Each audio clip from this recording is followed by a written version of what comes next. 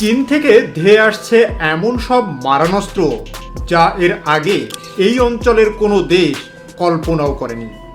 Submarine থেকে শুরু করে still fighter jet, hypersonic missile থেকে অত্যাধুনিক এয়ার ডিফেন্স সিস্টেম সবই এখন বাংলাদেশের বন্দরে নোঙ্গর করার অপেক্ষায়। ভিডিওটি শেষ পর্যন্ত দেখুন, কারণ আজ অনেক গোপন তথ্য ফাঁস হতে যাচ্ছে।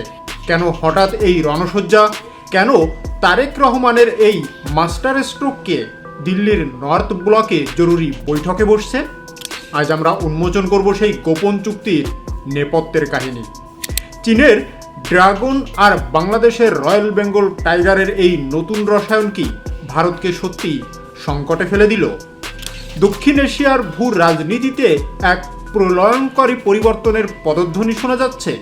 ঢাকা থেকে দিল্লি, বেইজিং থেকে ওয়াশিংটন, সবখানেই এখন একই আলোচনা। বাংলাদেশের প্রধানমন্ত্রী তারেক রহমানের একটি সাহসী পদক্ষেপে কি পাল্টে যাচ্ছে পুরো অঞ্চলে শক্তির ভারসাম্য?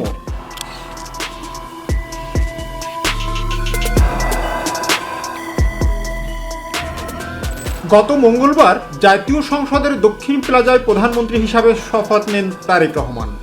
এরপর মন্ত্রী প্রতিমন্ত্রীদের শপথের মাধ্যমে নতুন সরকারের যাত্রা শুরু হয়। তারেক রহমানের দীর্ঘদিন রাজনীতিতে যুক্ত থাকলেও অতীতে সংসদ নির্বাচনে অংশ নেননি।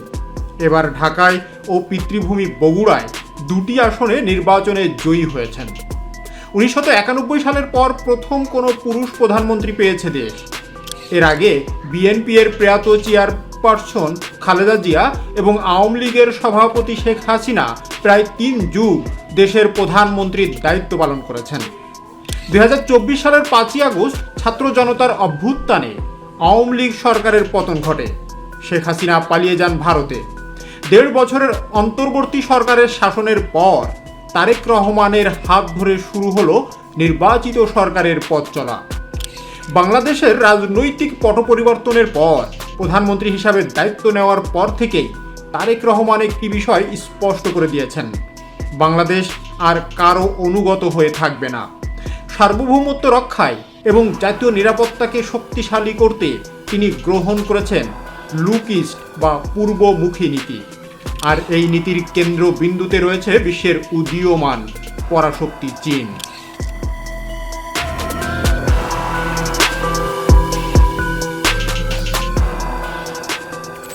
বিশ্লেষকরা বলছেন, গত 1 দশকে বাংলাদেশের প্রতিরক্ষা ব্যবস্থা যেভাবে স্থবির হয়েছিল, তারেক রহমান ক্ষমতা গ্রহণের মাত্র কয়েক মাসের মধ্যেই তাতে নতুন প্রাণ সঞ্চার করেছে। তিনি বুঝতে পেরেছেন একটি দেশের স্বাধীনতা তখনই নিরাপদ যখন তার সামরিক শক্তি প্রতিপক্ষের চোখে চোখ রেখে কথা বলতে পারে। আর ঠিক এ কারণেই তিনি বেছে নিয়েছেন চীনকে, যারা অত্যাধুনিক প্রযুক্তিতে এখন আমেরিকাকেও চ্যালেঞ্জ জানাচ্ছে। দিল্লি এই বিষয়টিকে দেখছে বড় ধরনের কৌশলগত হুমকি হিসাবে, কারণ বাংলাদেশের সাথে চীনের এই সামরিক ঘনিষ্ঠতা ভারতের চিকেন স্নেক বা শিলিগুড়ি করিডরকে সরাসরি হুমকির মুখে ফেলে দিতে পারে। এখন আসা যাক আসল প্রশ্নে, কি আছে সেই তালিকায়? সূত্র মারফত জানা যাচ্ছে যে প্রতিরক্ষা চুক্তি সই হয়েছে তাতে অন্তত 5টি ক্যাটাগরির মারণাস্ত্রের কথা উল্লেখ আছে। চীনের সবচেয়ে শক্তিশালী এবং 5ম প্রজন্মের এই যুদ্ধ বিমান এখন বাংলাদেশের বিমান বাহিনীতে যুক্ত হতে যাচ্ছে। এটি রাডারে ধরা পড়ে না এবং শব্দের চেয়ে দ্রুত গতিতে লক্ষ্যবস্তুতে আঘাত হানতে পারে। ভারতের রাফায়েল জেটের বিপরীতে এটি হবে বাংলাদেশের প্রধান ট্রুপের তাস।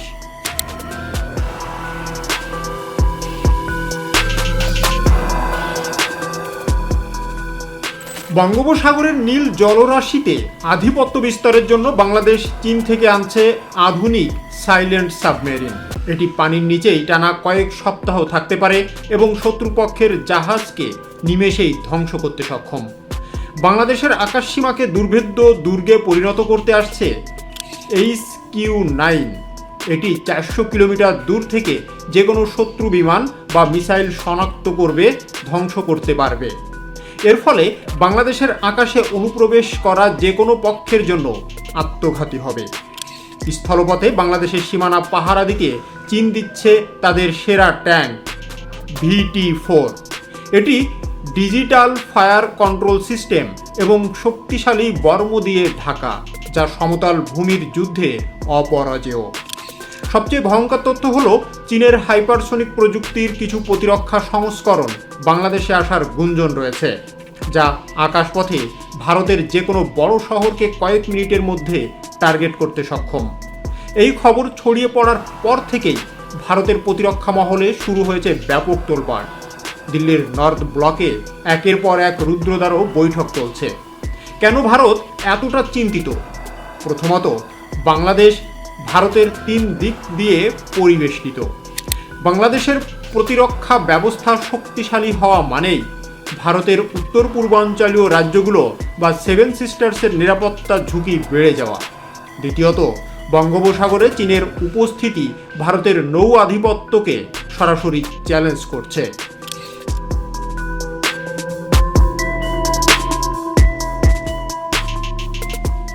ভারতীয় মিডিয়াগুলোতে বলা হচ্ছে তারেক রহমানের এই পদক্ষেপ দক্ষিণ এশিয়ায় ভারতের একচ্ছত্র আধিপত্যের অবসান ঘটাতে পারে। ভারতের সামরিক বিশেষজ্ঞরা বলছেন, বাংলাদেশ যদি চীনের এই মারণাস্ত্রগুলো মোতায়েন করে তবে ভারতকে তাদের প্রতিরক্ষা বাজেটে বিশাল পরিবর্তন আনতে হবে এবং সীমান্তে অতিরিক্ত সৈন্য মোতায়েন করতে হবে। এটি ভারতের অর্থনীতির উপর বড় চাপ সৃষ্টি করবে। প্রধানমন্ত্রী তারেক রহমান এই পদক্ষেপের মাধ্যমে একটি শক্তিশালী বার্তা দিয়েছেন। তিনি প্রমাণ করেছেন যে বাংলাদেশ এখন আর কোনো বড় শক্তি জুনিয়র পার্টনার নয়, বরং একটি স্বাধীন সিদ্ধান্ত গ্রহণকারী রাষ্ট্র।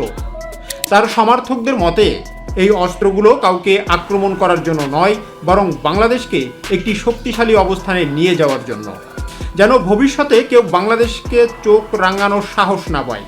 এছাড়া এই চুক্তির মাধ্যমে বাংলাদেশ চীনের কাছ থেকে প্রযুক্তি স্থানান্তরের সুবিধাও পাচ্ছে, যার ফলে ভবিষ্যতে বাংলাদেশেই তৈরি হবে উন্নত মানের ড্রোন এবং ছোট ছোট যুদ্ধাস্ত্র।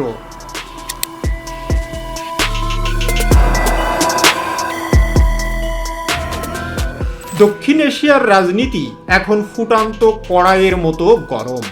প্রধানমন্ত্রী তারেক রহমানের এই দুঃসাহসী পদক্ষেপ বাংলাদেশের সামরিক ইতিহাসকে এক নতুন উচ্চতায় নিয়ে যাচ্ছে।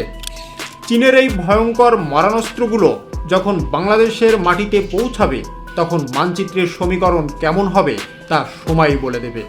তবে একটি কথা সত্য, বাংলাদেশ এখন বিশ্বমঞ্চে নিজের শক্তি অবস্থান জানান দিচ্ছে। ভারত কি পারবে তারেক রহমানের এই চালের পাল্টা জবাব দিতে, নাকি দক্ষিণ এশিয়ায় শুরু হবে নতুন এক মেরুকরণ? আপনার কি মনে হয়? প্রধানমন্ত্রী তারেক রহমানের চীন থেকে আনা এই অস্ত্রের সিদ্ধান্ত কি বাংলাদেশের সার্বভৌমত্বের জন্য সঠিক, নাকি এটি প্রতিবেশী দেশের সাথে সম্পর্ক নষ্ট করবে? আপনার মতামত আমাদের কমেন্টসে জানান। ভিডিওটি ভালো লাগলে শেয়ার করুন এবং বন্ধুদের সাথে শেয়ার করতে ভুলবেন না।